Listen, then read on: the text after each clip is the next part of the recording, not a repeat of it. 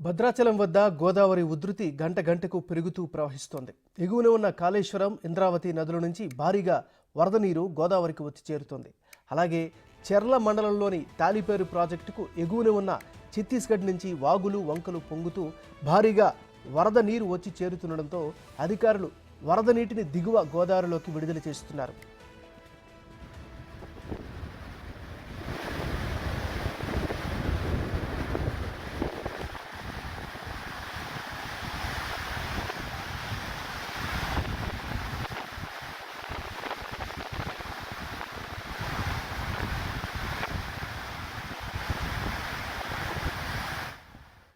పెరుగుతున్న వరద నీటితో భద్రాచలం వద్ద గోదావరి ఉధృతంగా ప్రవహిస్తూ అంతకంతకు ప్రమాదకర స్థాయికి చేరుతోంది.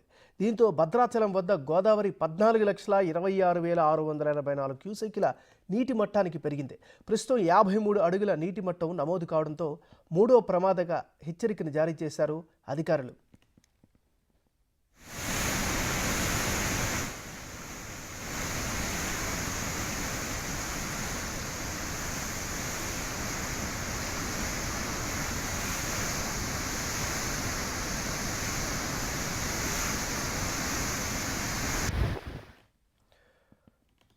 భద్రాచలం ఏజెన్సీలోని పలు చోట్ల ప్రధాన రహదారులపై వరద నీరు చేరుకోవడంతో అధికారులు ఆయా ప్రాంతాలకు రాకపోకలు నిలిపివేశారు.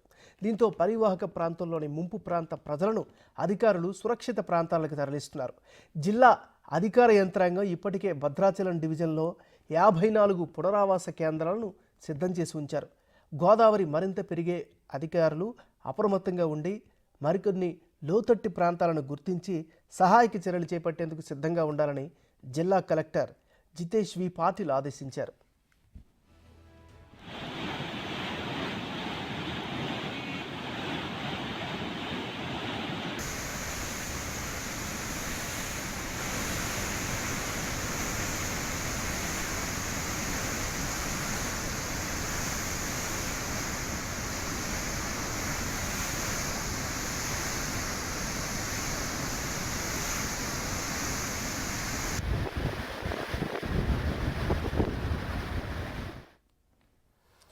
భద్రాచలం వద్ద గోదావరి ఉధృతి గంట గంటకు పెరుగుతూ ప్రవహిస్తోంది. ఎగువన ఉన్న కాళేశ్వరం, ఇంద్రావతి నదుల నుంచి భారీగా వరద నీరు గోదావరికి వచ్చి చేరుతుంది. ఇక ఇదే అంశానికి సంబంధించి మరింత తాజా సమాచారాన్ని మా రిపోర్టర్ భాస్కర్ లైవ్లో అందిస్తారు. భాస్కర్, చెప్పండి, ప్రస్తుత పరిస్థితి ఏంటి?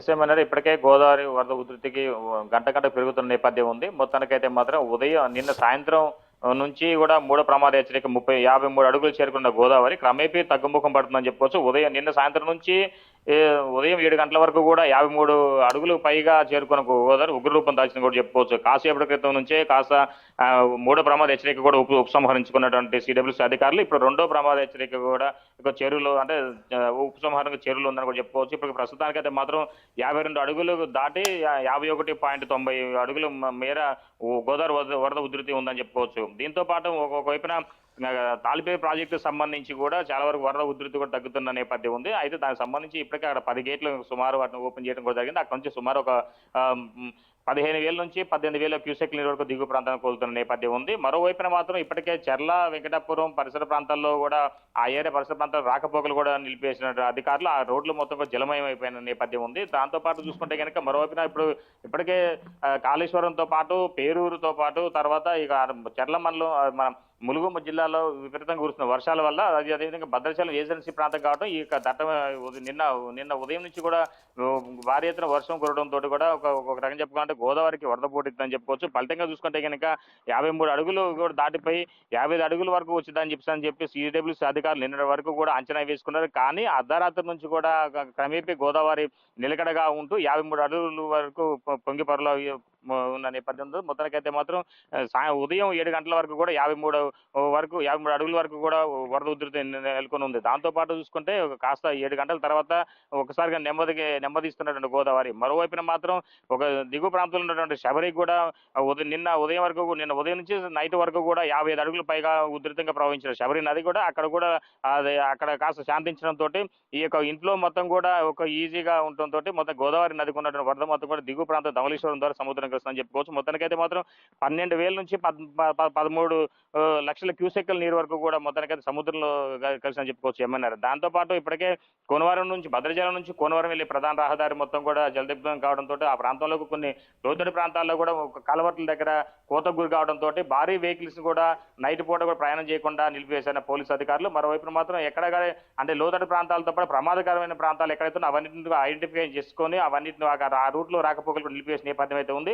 అయితే ఈ గోదావరి ఎఫెక్టివ్ పరివాహక ప్రాంతం ఏదైతే ఉందో అవన్నీ సుమారు 54 డివిజన్లో భద్రాచలం డివిజన్లోనే 54 పునర్వాస కేంద్రాలు ఏర్పాటు చేయడం కూడా జరిగింది. మొత్తానికైతే మాత్రం ఎఫెక్టెడ్ ఏరియాలకు ఉన్నటువంటి 20 గ్రామాలకు సంబంధించిన వాటికి కూడా ప్రత్యేకంగా పునర్వాస కేంద్రాలు ఏర్పాటు చేసి భోజన సౌకర్యాలు నిన్నటి నైట్ నుంచి కూడా ఎలాంటి అసౌకర్యాలు ఏర్పరచుకొని ఉండే విధంగా వాళ్ళ గ్రామాల్లోనే పునర్వాస కేంద్రాలు ఏర్పాటు చేయడం కూడా జరిగిందని చెప్పుకోవచ్చు. మరోవైపు మాత్రం ఇక భద్రాచలం దగ్గర మాత్రం ఒకవైపున ఇదిలా ఉండగా తాలిపేరు నుంచి తక్కువ మోతాదులో నీరు రావడంతో పాటు మరోవైపున మాత్రం దిగువ ప్రాంతంలో ఉన్నటువంటి శబరికి కూడా వరద తక్కువ కావడం, మరోవైపున ఎగువ సీలేరు దిగువ సీలేరు సంబంధించినటువంటి హైడ్రాలిక్ ప్రాజెక్ట్ ఉంది. అక్కడ నుంచి కూడా వరద ఉధృతికి నిన్న 3 గేట్లు అయితే నేపథ్యం అయితే ఉంది. అయితే ఇప్పుడు 3 గేట్లు కూడా మొత్తానికైతే క్లోజ్ చేయడంతో శబరి నదికి మొత్తానికైతే మాత్రం వరద పోట్లేదు.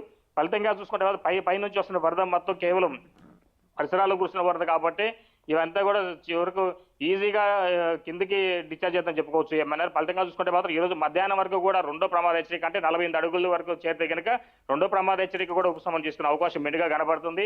అయితే ఇప్పటి వరకు లోతట్టు ప్రాంతాల్లో ఉన్న ప్రజల విషయం చూసుకుంటే కానీ చాలా వరకు కూడా ఎలాంటి ఇబ్బంది ఎదురుకాకుండా ఉండే విధంగా అన్ని ఏర్పాట్లు చేయడంతో పాటుగా పునర్వాస కేంద్రాల్లోనే హెల్త్ క్యాంపులు కూడా ఏర్పాటు చేయడం కూడా జరిగింది. మరోవైపు మాత్రం గర్భిణీ స్త్రీలకు సంబంధించి కూడా ప్రత్యేక ఏర్పాటు చేయడం కూడా జరిగింది. ఈ యొక్క వరదల మీద మాత్రం ఇప్పటికప్పుడు జిల్లాకు చెందిన మంత్రులు 3 ఉన్నారు. ఒక తుమ్మలతో పాటుగా రెవెన్యూ శాఖ మంత్రి పొంగులేటి, మరి డిప్యూటీ సీఎం పార్టీ కూడా మొత్తం ఎప్పటికప్పుడు ఆరాధిస్తూ వైద్య సహాయ చర్యలతో పాటుగా పునర్వాస ఏర్పాట్లపై కూడా సమీక్ష చేస్తున్న నేపథ్యం అయితే ఉన్నది. మొత్తానికైతే పోలీసుల పహారాలు మాత్రం కరకట్ట భద్రాచలం దగ్గర మనం ఇప్పుడు చూసుకోవచ్చు విజువల్ మొత్తం కూడా. ఇక్కడ భద్రాచలం మనం చూస్తున్నట్టే ఉదయం వరకు చూసుకున్నట్టు మాత్రం ఇప్పుడు మన కరెంటు భద్రాచలం ఉన్నట్టు కరెంటు స్థానాల గట్టాల దగ్గర కరెంటు స్తంభాలు కూడా మన కంటికి కనిపించే పరిస్థితి నెలకొని ఉంది. అయితే ఇప్పుడు మాత్రం క్రమేపీ గోదావరి తగ్గుముఖం పట్టడంతో కాస్త ఇప్పుడు అవన్నీ కూడా ముంపు గురైన అన్ని కూడా బయటకు వెళ్తున్న నేపథ్యం అయితే ఉన్నది. మరోవైపున మాత్రం ఇప్పటికే గజేతి కాదంటే స్విమ్మర్స్ తోటి కూడా సహాయ చర్యలు కూడా ఏర్పాటు చేస్తున్న నేపథ్యం అయితే ఉన్నది. మొత్తానికైతే కరకట్టకు సంబంధించి ఎవరు కూడా పైకి రానికుండా అన్ని పోలీసులు మొత్తం కూడా రూట్లు మొత్తం మూసేసిన నేపథ్యం అయితే ఉన్నది. ఒకవైపున డిఆర్ఎఫ్ కావచ్చు, ఎన్డీఆర్ఎఫ్ సిబ్బంది కావచ్చు, రెస్క్యూ టీంతో పాటుగా స్విమ్మర్స్ ను కూడా సుమారు 20 మందిని కూడా ఏర్పాటు చేసి 3 షిఫ్టులు వేసిగా వాళ్ళని విధులు నిర్వహించేలాగా అధికారులు ఏర్పాటు చేయడం కూడా జరిగింది.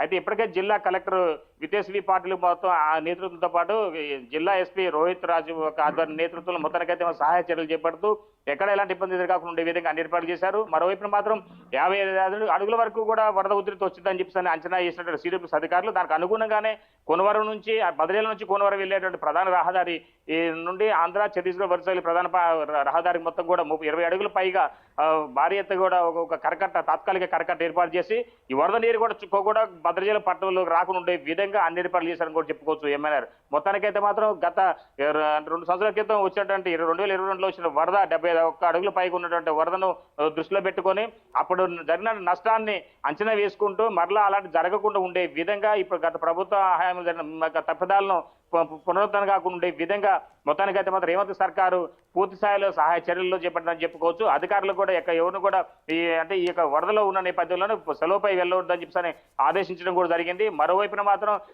మంత్రులు విడిగా ఈ యొక్క ప్రాంతానికి విరివిరిగా వస్తూ పర్యటన చేస్తూ వరదకు సంబంధించిన సహాయ ఏర్పాట్లు కూడా పరిశీలిస్తున్న నేపథ్యం అయితే ఉంది. నిన్నటి వరకు అసెంబ్లీ జరిగిన నేపథ్యంలోనూ అసెంబ్లీ విరామం అనంతరం ఒక్కసారిగా వ్యవసాయ శాఖ మంత్రి తుమ్మల నాగేశ్వరరావు సాయంత్రం వరకు కూడా ఇక్కడికి చేరుకోవడం జరిగింది. చేరుకొని వరద సహాయ చర్యలపై కూడా ప్రత్యేక దృష్టి సారించి ఉన్నతాధికారులకు వాళ్ళ మొత్తం వివరాలు కూడా తెలుసుకునే నేపథ్యం అయితే ఉంది. మరోవైపున మాత్రం ఏమాత్రం కూడా ఎలాంటి అలసత్వం జరగకుండా ఉండే విధంగా ప్రాణ నష్టం కావచ్చు, ఆస్తి నష్టం జరగకుండా ఉండే విధంగా అన్ని ఏర్పాట్లు చేయాలి. ఇప్పటికే బోరుగపాడు మండలంతో పాటుగా అశ్వాపురం మండలంతో పాటు ఒకవైపు చర్ల దుమ్ముగూడ మండలాలు చాలా వరకు గ్రామాలు రాకపోకలు నిలిచిపోయిన నేపథ్యం అయితే ఉంది. ఇప్పటికే కన్నాయిగూడెం దగ్గర ఉన్న తురుబాగ దగ్గర కూడా లో లెవెల్ వంతెన ఉంది. ఆ లో లెవెల్ వంతెనకి ఉధృతి ప్రవహించి ఉంచడంతో మొత్తానికైతే మాత్రం ఆ ప్రాంతంలో అంటే భద్రాచలం నుంచి చెర్ల దుమ్ముగూడెం పర్ణశాల వెళ్లి ప్రధాన రహదారులు మొత్తం కూడా జలదిగ్ధనం కావడంతో అక్కడ ఏపీ పోలీసులు ఒక సారథ్యంలోని చెక్ పోస్ట్ ఏర్పాటు చేసి రాకపోకలు పుట్టుకోట్లుగా నిలిపేసిన నేపథ్యం అయితే ఉంది. ఇప్పటికే సున్నంపట్టి అనే ఒక విలేజ్ ఉంది. ఆ సున్నంపట్టికి కూడా సుమారు జలదిగ్ధంలో చిక్కుని ఇప్పటికే 9 రోజులు అవుతా ఉంది. అక్కడ ఉన్న ప్రజల మొత్తాన్ని కూడా సురక్షిత ప్రాంతం తరలించేందుకు అప్పటికే ఉన్నతాధికారులు అన్ని ఏర్పాటు చేయడం కూడా జరిగింది. అక్కడ ప్రభుత్వ పాఠశాలతో పాటుగా వేరే ఎత్తైన ప్రాంతంలో వాళ్ళకి నివాసం ఏర్పాటు చేసిన నేపథ్యం అయితే ఉంది. ఏమన్నారు ఏది ఏమైనా సరే గోదావరి 70 అడుగులు వచ్చినా సరే ప్రాణహాని జరగకుండా విధంగా అన్ని ఏర్పాట్లు చేసే విధంగా ఇటు ఒకవైపు రెవెన్యూ శాఖ మంత్రి, వ్యవసాయ శాఖ మంత్రితో పాటుగా మరోవైపున డిప్యూటీ సీఎం అన్ని ఆదేశాలు ఇచ్చారని చెప్పుకోవచ్చు. ఎంఎన్ఆర్. Thank you Bhaskar.